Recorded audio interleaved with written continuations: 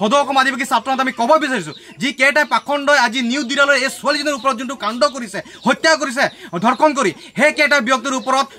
কঠোৰ ব্যৱস্থা হ'ব ডাইৰেক্ট ফাঁচি দিব লাগে। যোৱা 22 ছেপ্টেম্বৰ 2025 তাৰিখে দুলিয়াজান নিউ দিৰিয়াল চাহ বাগিচা প্ৰায় 7 বছৰীয়া কণমানি ছোৱালীজনী বাগিচাখনতে অনুষ্ঠিত হাতথ্ৰব জুবিন গাৰ্গৰ শ্ৰদ্ধাঞ্জলি অনুষ্ঠানত অংশগ্ৰহণ কৰি ঘৰলৈ উভতি আহোঁতে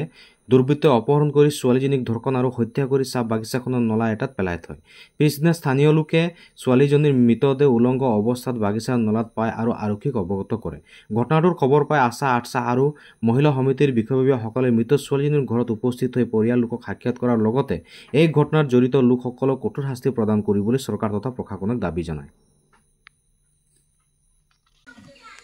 जे गिला अपराचेती करी है उधर के जे काड़ा से काड़ा सजाए दीते लगे उधर के जे जिंदा नहीं रखते लगबे सीधा हमरा देखा देखी फांसीटा देखते लगबे हमें उतनाटा खुजी हमारे छुआटाकर मन भी शांति होबे उठाए हमें खुजी उधर के देखा देखी मैदान में उधर के फांसी दिया कराले हमारा मनटा ठीक लगबे हमें निजे भी देखी पाबो हमारे छुआटाकर मन शांति होबे इतना छोटा छुआटाके ओरकम करी कन सब फेरी करी दिलेन न खुंदी माड़ी के मोराई दिलेन हमरा तो देखी ना पाली नहीं छुआटाके मुख देखली न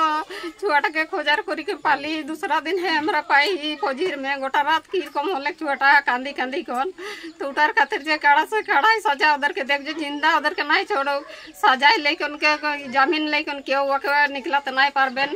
आरो ओके जे फांसी दे और कोनो बातें नहीं के जे कोनो दिन आरो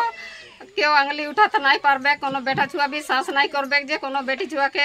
चौक उठाई कन भालते भी नहीं पारबे ओटा हमें खुजी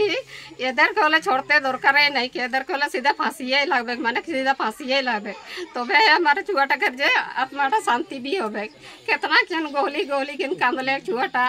बचाओ रे बोले के हुआ सामने नहीं होली हमरा के जानियो नहीं पाली दीपांजलि जोला बार खातिर साला दिया कूड़ा तरह छुआटा वहाँ से आके उठाई के ले गेलेन और ओरकम करी नतना डांगर डांगर बेटा छुआ और ये छोटा मोटा छुआटा कहाँ पर बेक उधर संग लौटते ले उठाए हमें कुछ उधर के जैसा लोग कड़ा सजा दीते ही लगबे फांसी होते ही लगबे उधर के जो जिंदा छोड़ते ही नहीं लगबे हम इटाई खुजी। দুলিয়াজানৰ নিউ দিৰিয়ালৰ আজি আমি কাছাৰী লাইনত ইয়াত উপস্থিত আছোঁ আৰু ইতিমধ্যে যোৱা 22 তাৰিখে এইখন বাগিচাৰ প্ৰায় 7 বছৰীয়া কণমানি ছোৱালী এজনীক এইখন দুলিয়াজান অঞ্চলৰে দুজন ব্যক্তি বৰ্তমানলৈকে কৰায়ত্ব হৈছে বুলি আমি গম পাইছোঁ। কালপিত দুজনে তেখেতক ইয়াৰ পৰা এই ছোৱালীগৰাকীক এই লাইনৰ পৰা সিদিনাখন 22 তাৰিখে অপহৰণ কৰি লৈ যায় আৰু বাগিচাত অপকৰ্ম কৰি ধৰ্ষণ কৰি ছোৱালীজনীক অপহৰণ কৰি মেলি হত্যা কৰে বুলি আমি গম পাইছোঁ আৰু ছোৱালীজনীক পিছদিনাখন 23 তাৰিখে ছোৱালীজনীৰ সেই কণমানি ছোৱালীজনীৰ মৃতদেহ উলংগ অৱস্থাত নলা এটাত উদ্ধাৰ হৈছে। গতিকে আজি আমি সদৌ অসম আদিবাসী ছাত্ৰ সন্থাই আমি ক'ব বিচাৰিছোঁ যিহেতু নেকি বেটি বাঁচাও বেটি পঢ়াও বুলি যোনটো নেকি শ্লোগান দিয়ে বিজেপি নেতাধীন চৰকাৰখনে আজি কিন্তু আমি চাইছোঁ যে আমাৰ কম বয়সীয়া ছোৱালী পৰ্যন্ত কিন্তু আজি নিৰাপত্তা নাই সুৰক্ষিত নহয়। ডাঙৰ ছোৱালীবোৰৰ ওপৰত তেনেধৰণৰ কাণ্ড হৈছে সৰু 5 বছৰীয়া 7 বছৰীয়া 6 বছৰীয়া ছোৱালীকো কিন্তু আজি পৰ্যন্ত কালপিতসকলে এৰি দিয়া নাই। গতিকে আমি সদৌ অসম আদিবাসী ছাত্ৰ সন্থাই আমি ক'ব বিচাৰিছোঁ বিজেপি নেতাধীন চৰকাৰখনক যে যি ব্যক্তিসকলে এনেকুৱা ধৰণৰ কাণ্ড কৰিছে সেই ব্যক্তিসকলক ডাইৰেক্ট ফাঁচি দিব লাগে। আমি চাইছোঁ তেনে ব্যক্তিসকলক পুলিচে কৰায়ত্ব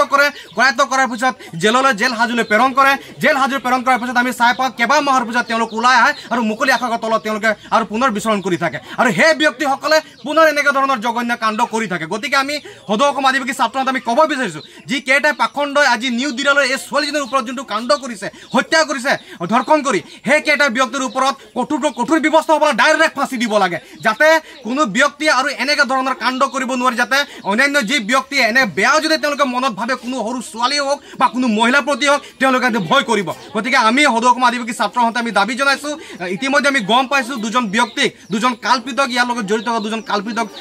কৰায়ত্ব কৰিছে বুলি আমি গম পাইছোঁ আৰু আমি তদন্ত বিচাৰিছোঁ আমি সঠিক তদন্ত বিচাৰিছোঁ। এই ঘটনাত যদি আৰু কোনোবা যদি জড়িত আছে পুলিচ প্ৰশাসনে সঠিক তদন্ত কৰি সেই সকলকো তদন্ত কৰি উলিয়াব লাগিব আৰু সেই সকলকো যিমান ইয়াত জড়িত আছে এই ঘটনাটো লৈ সকলোকে কঠোৰ ব্যৱস্থা গ্ৰহণ কৰিব লাগে বুলি আমি সদৌ অসম আদিবাসী ছাত্ৰ সন্থাই দাবী জনাইছোঁ। ধন্যবাদ।